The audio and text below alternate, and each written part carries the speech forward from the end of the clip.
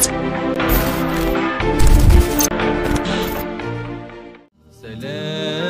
سلام كمسك الختام عليكم أحيبابنا يا كرام سلام سلام كمسك الختام.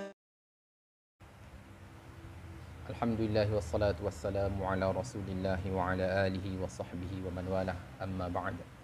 Qala rabbi shrah li sadri wa yassir li amri wa hlul 'uqdatam min lisani yafqahu qawli wa la hawla wa la quwwata illa billahil aliyyil azim. Alhamdulillah, hari ini kita dipertemukan oleh Allah dalam masa yang cukup mencemburui kita ini. Terlebih dahulu saya mengucapkan ribuan terima kasih kepada ahli jawatan kuasa Masjid Saujana Utama di atas usaha keras kalian. Semoga Allah Subhanahu Wa Taala menerima amalan yang dilakukan oleh kalian, dan tidak lupa kepada ahli qaryah yang turut serta memakmurkan rumah Allah Subhanahu Wa Taala di dalam kita berada pada musim pandemik 19 COVID-19 ini.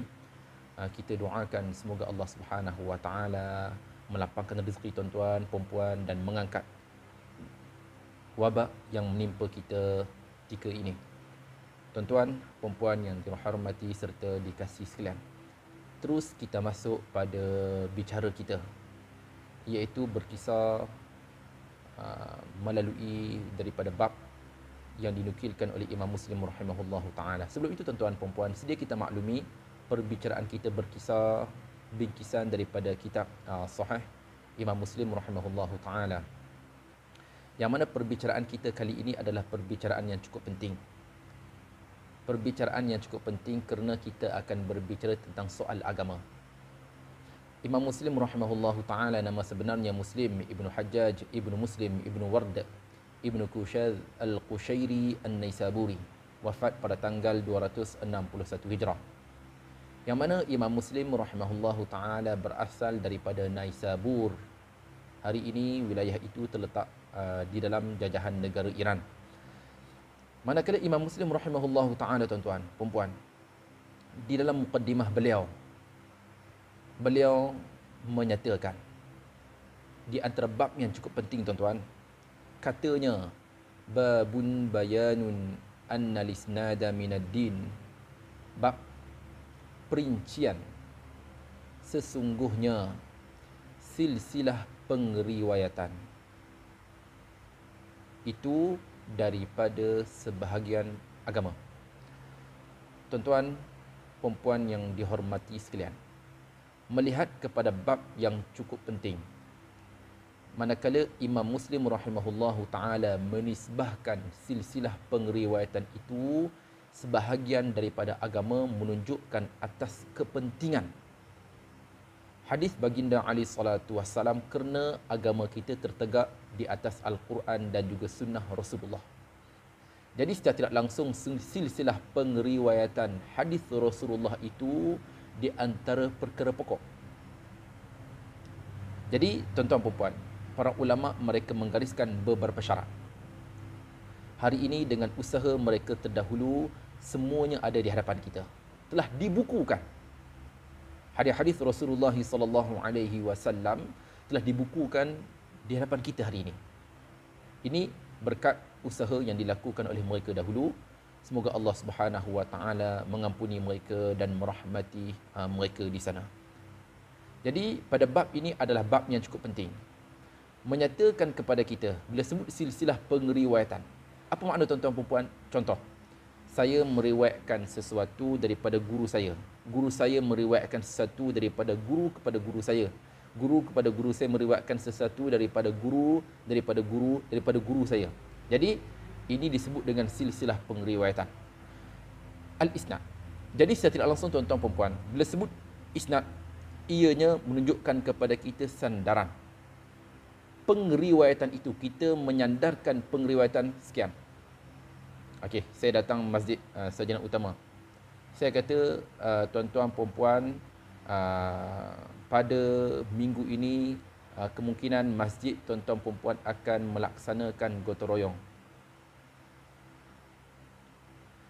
Yang mana saya dengar daripada pengurusi masjid, ini disebut dengan silsilah pengriwayatan. Saya meriwayatkan sesuatu yang mana saya mendengar pengriwayatan itu daripada pengurusi.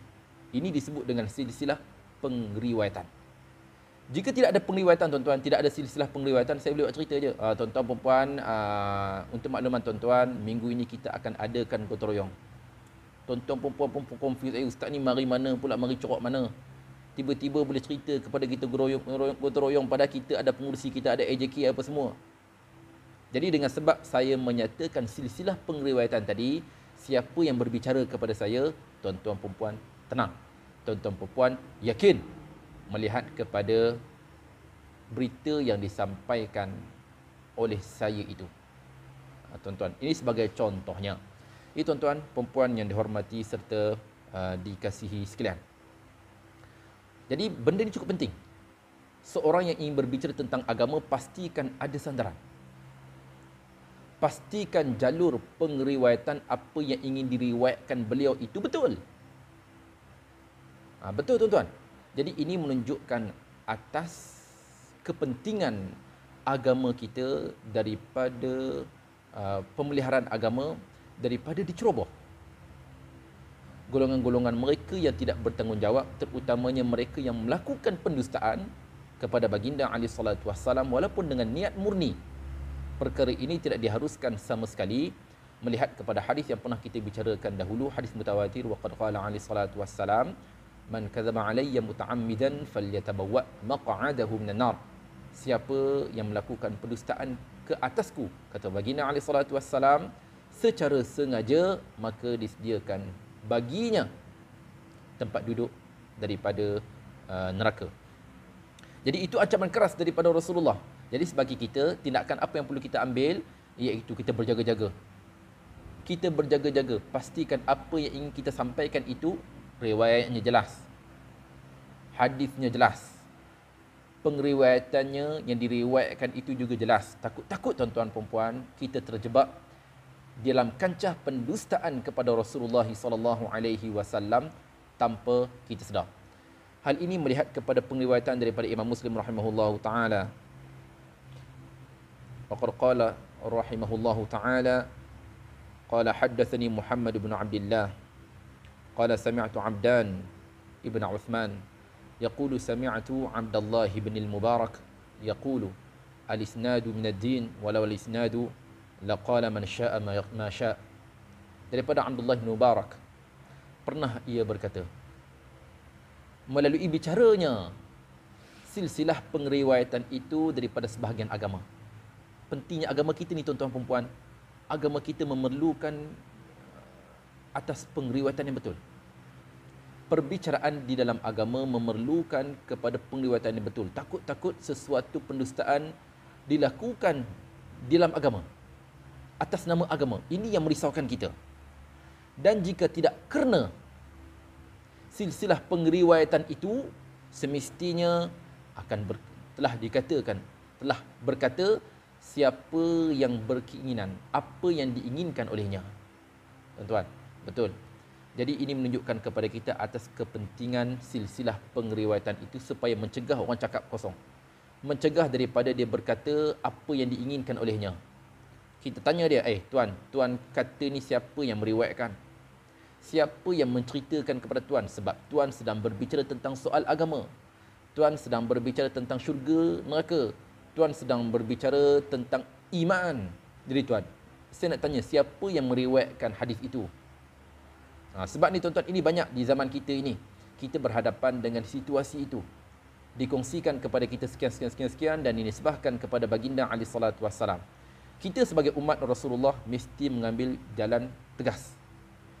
Mengelak diri kita daripada terjebak melakukan pendustaan kepada Rasulullah. Jadi di antara tindakannya iaitu pastikan silsilah pengriwayatan yang sampai kepada kita itu betul. Ada orang share dalam grup masjid, kita tanya, tuan ambil mana ni? Siapa yang menceritakan? Siapa yang menceritakan hadis ini? Siapa yang meriwayatkan? Kerana ini di antara urusan agama. Bila urusan agama, ianya memerlukan kepada silsilah pengriwayatan yang betul, yang jelas, yang sahih. Jadi tuan-tuan, perempuan yang rahmati sekalian, mudah-mudahan kita terselamat daripada mereka yang melakukan pendustaan kepada Rasulullah, sama ada sengaja ataupun tidak disengajakan, dan semoga Allah Subhanahu Wa Taala mengampuni kita. Ingat, apabila kita berbicara tentang soal agama, ianya memerlukan kepada sandaran yang betul, sandaran yang jelas, sandaran yang nyata, kerana kita sedang berbicara perihal soal agama kita. Jadi wallahu taala alam, wala ilmana illa ma 'allamtana innaka antal alimul hakim, wala haula wala quwwata illa billahil aliyil azim. Wassalamualaikum warahmatullahi wabarakatuh.